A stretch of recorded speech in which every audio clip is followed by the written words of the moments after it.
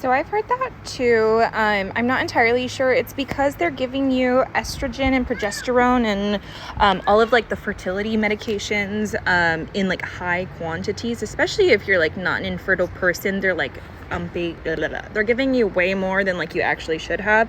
So I'm not sure what that is, but I have heard that from the doctors. And you do sign a whole bunch of things saying like you understand the risks and all of that. I was hyperstimmed for one cycle, which is like hyperstimulation, which means they took way too much, way too fast, gave me way too much medications.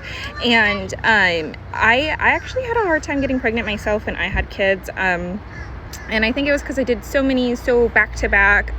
But again, there wasn't a lot of information out there during the time that I was doing it. And if it was very gate kept. And so I wanted to make sure that, you know, the information I give is honest and open and, I don't know, directly to you.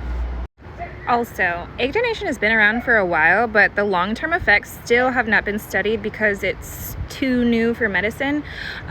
So make sure that you're doing all of your research and you're taking everything into account. When I had given up, you know, so many eggs over the years that when it was time for me to get pregnant and I was having an issue getting pregnant, I was extremely upset. I was almost going to contact my families and be like, yo, like, you know, some of those leftover eggs, gonna have some. But it didn't come up to that. I ended up just taking some Clomid and it worked out fine. I think I just had an issue because I was so used to having artificial medication that I feel like my body wasn't producing it as much. So stay informed, make sure you know all the information before you go into egg donating.